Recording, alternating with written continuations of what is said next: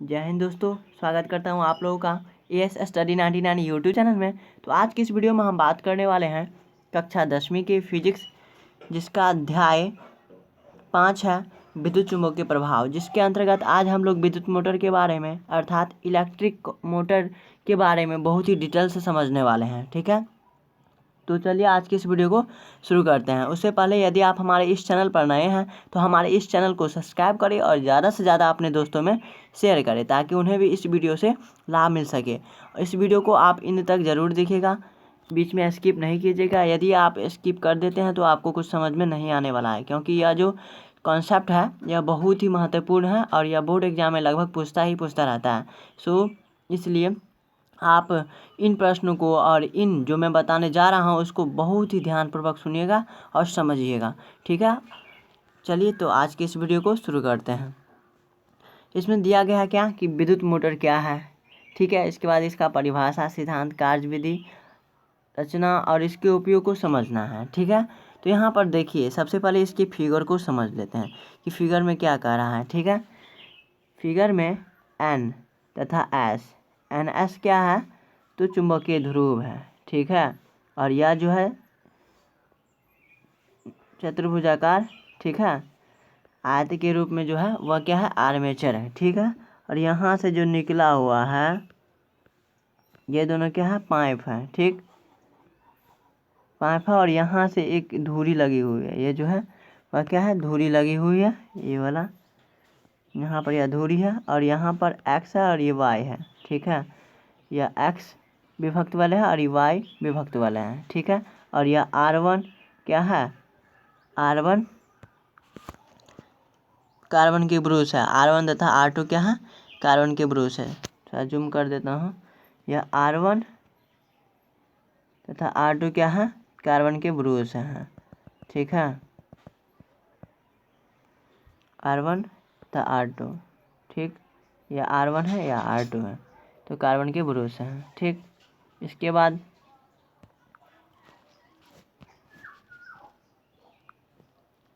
विभक्त वाला, या एक्स और वाई जो है वह विभक्त वाला है।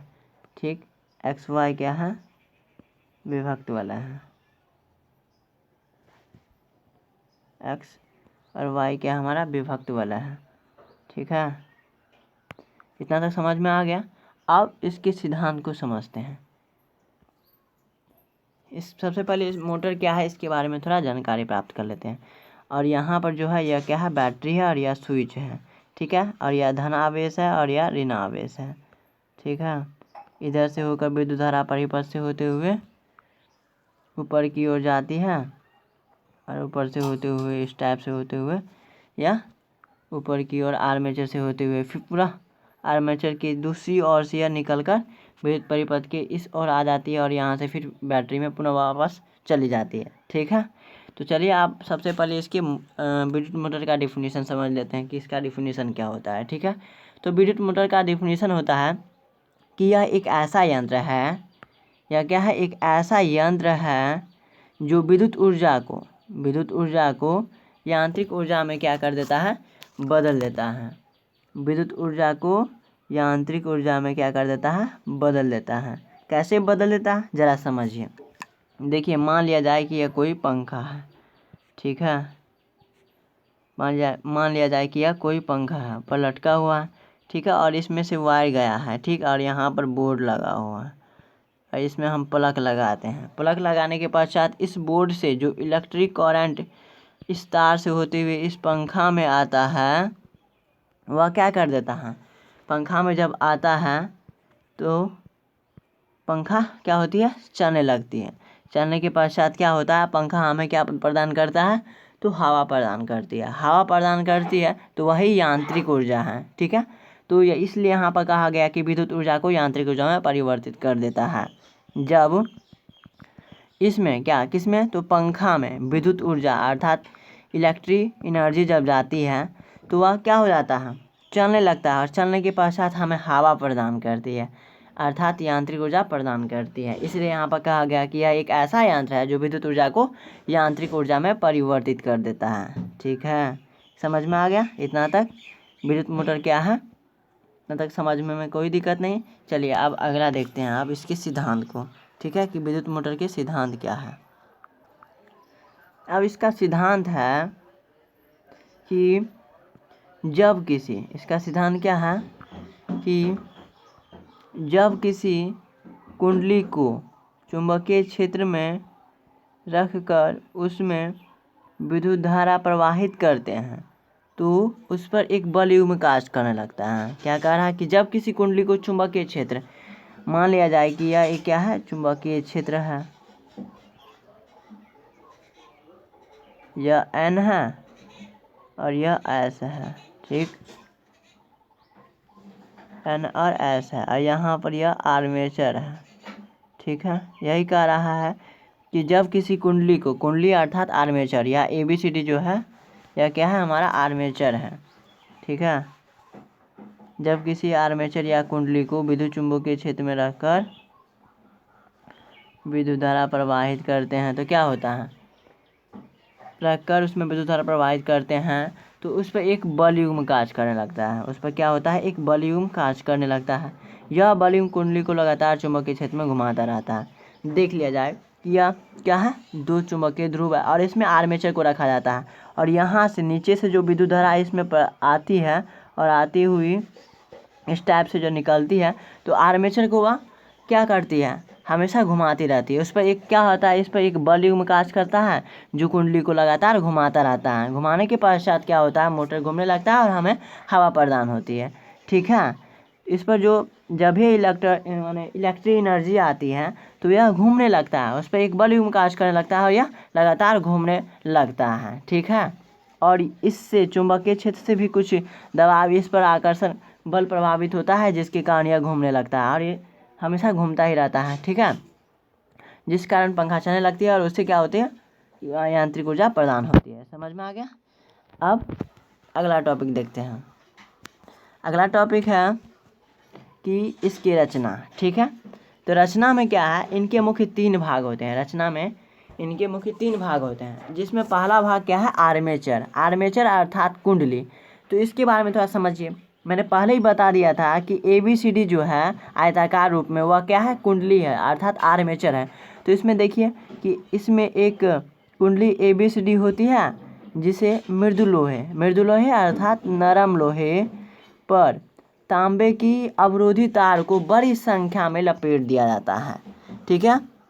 इसे क्या कहते हैं, इसे आर्मेचर कहते हैं, ठीक है। इस टाइप का आयताकार जो है उसको क्या किया, उस पर तांबे की तार को बड़ी संख्या में लपेट दिया जाता है इस टाइप से, ठीक है। उसे हम क्या कहते हैं, उसे ही हम आर्मेचर कहते हैं, ठीक है। यहाँ तक समझने में कोई दिक्कत नहीं। चलिए अब आगे बढ़ते हैं। अगला दूसरा इसका है रचना है चुंबकीय क्षेत्र चुंबक, ठीक है, अर्थात फील्ड मैग्नेट, ठीक है। चुंबकीय क्षेत्र अर्थात फील्ड मैग्नेट। तो यह क्या है, इसके बारे में थोड़ा समझते हैं। यह एक शक्तिशाली ध्रुवखंड N एवं S है। यह क्या है, एक शक्तिशाली ध्रुवखंड N एवं S है, ठीक है। दोनों साइड जो है आर्मेचर के बगल में जो है इस टाइप का आयताकार N S इस टाइप का जो है वही, उसे हम क्या कहते हैं, चुंबकीय क्षेत्र कहते हैं, क्षेत्र चुंबक या फील्ड मैग्नेट कहते हैं। यह क्या है, एक शक्तिशाली ध्रुवखंड N एवं S है, ठीक है। समझ में आ गया इतना तक। चलिए अब अगला टॉपिक देखते हैं।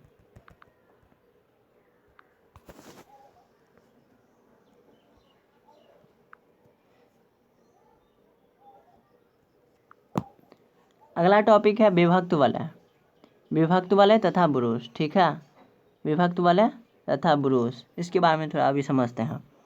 यह 2 अर्धवृत्ताकार खंडों में विभक्त होता है, इस टाइप का जो था, और इसमें एक नली टाइप का लगा हुआ था धुरी, ठीक है। और यहाँ पर अर्ध रूप का था इस टाइप का, उसे हम क्या कहते हैं, विभक्त वलय कहते हैं। तो इसमें क्या कह रहा है कि यह 2 अर्धवृत्ताकार, ठीक है, खंडों में विभक्त भाग एक दूसरे से पृथक होते हैं। एक दूसरे से क्या होते हैं, तो पृथक होते हैं अर्थात अलग होते हैं। कुंडली का एक सिरा बल्ले के एक भाग से तथा दूसरा सिरा अर्थात दूसरा भाग जुड़ा होता है। ठीक है, तो इन भागों को पृथक पृथक 2 कार्बन के ब्रुश से स्पर्श करते हैं। यहाँ पर कार्बन के ब्रुश R1 है और यह R2 है। ठीक है, इन भागों को पृथक पृथक 2 कार्बन के ब्रुशों से क्या करते हैं, स्पर्श करते हैं। ठीक है, इन ब्रुशों का संबंध एक बैटरी से होता है। इन ब्रुशों का संबंध किससे होता है, तो एक बैटरी से होता है। एक ब्रुश से धारा कुंडली में प्रवेश करती है तथा दूसरे से बाहर निकलती है। समझ में आ गया इतना तक? ठीक है, अब अगला टॉपिक देखते हैं हम।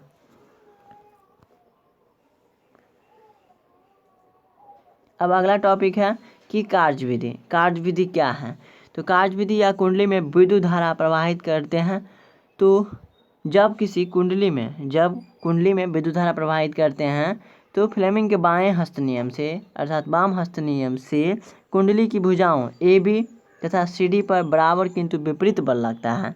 ठीक है, विपरीत अर्थात एक ओर ऊपर की ओर लगता है तो दूसरी ओर नीचे की ओर लगता है। जैसे यहाँ पर उदाहरण से समझ लिया जाए, मान लिया जाए कि यह एक आर्मेचर है। ठीक है, यह क्या है, एक आर्मेचर है। तो इस और ऊपर की ओर लगता है तो इस और नीचे की ओर लगता है, या फिर इस और नीचे की ओर लगता है तो इस और ऊपर की ओर लगता है। ठीक है, लेकिन धन आवेश इस टाइप इधर है और ऋण आवेश इधर है, तो इसे इधर इस होकर ही विद्युत धारा ऊपर की ओर जाती है, इसलिए इस पर ऊपर की ओर बल लगता है और इस टाइप इधर नीचे की ओर बल लगता है। समझ में आ गया? चलिए, AB तथा CD पर बराबर किंतु विपरीत बल कार्य करता है, जो एक बल युग्म बनाते हैं। जो एक क्या बनाते हैं, तो बल युग्म का निर्माण करते हैं। ये बल युग्म कुंडली के एक भाग CD को ऊपर की ओर तथा दूसरे भाग AB को नीचे की ओर धकेलता है। इसके द्वारा उत्पन्न बल आघूर्ण कुंडली को घुमाता है। ठीक है,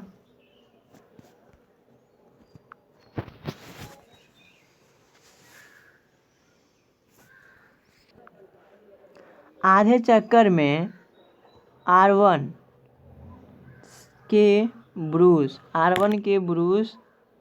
का X से तथा R2 के ब्रुश का Y से संपर्क हो जाता है, अतः धारा की दिशा बदल जाती है तथा लगने वाले बल के कारण कुंडली दूसरा आधा चक्कर भी पूरा कर लेता है। ठीक है, इस तरह से यह क्रिया बारंबार दोहराई जाती है और कुंडली विद्युत धारा प्रवाहित होने पर घूमती रहती है। ठीक है, समझ में आ गया? अब जो है वह है विद्युत मोटर के उपयोग।